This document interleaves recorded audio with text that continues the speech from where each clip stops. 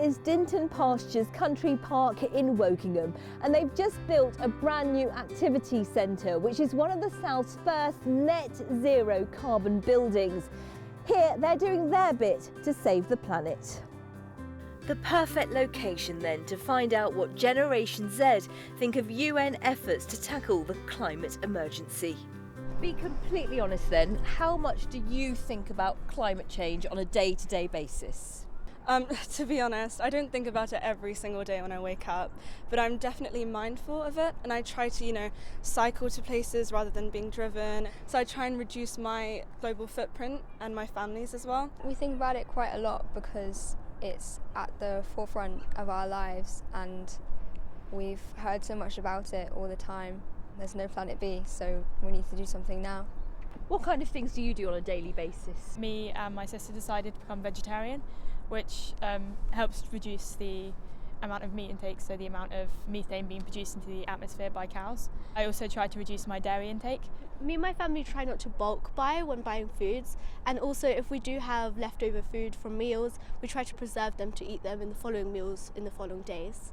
Well, I used to buy a lot from fast fashion brands, and now I try to buy less, and when I do, buying from sustainable brands, because looking into it is such an eye-opener, like the devastating impact fast fashion has not only on the environment but also like on local communities that are employed there. We're not just constantly buying new things that we don't actually need. We think about what impact is this having on my carbon footprint. Greta Thunberg, she's a young lady like yourselves. She's been very critical about politicians and the global efforts that are being made. What do you think about that? Well, although there is a huge responsibility on politicians to provide good examples for the public and legislation that will encourage us to make changes, I do think that there's also a lot of responsibility within large companies that are knowingly destroying our planet, and also on individuals to make behavioural changes that will ensure that we have a better future. There are things that people aren't doing because it's not convenient, and I think we need to start doing that.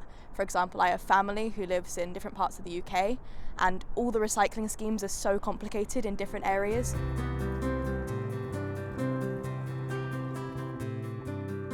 COP26, we've heard so much about it this week. Do we think it's a once-in-a-lifetime opportunity to stop an environmental catastrophe?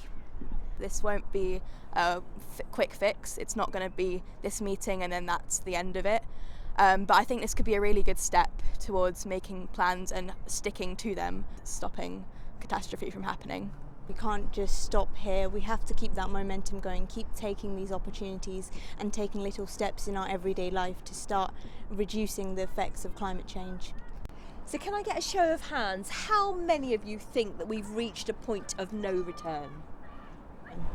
And for those of you that didn't put your hands up, does that mean that you're more optimistic? I'd like to say so. I think we've still got a bit of time left, and I feel like even if we do start now, we could always make a big impact if we collectively work together.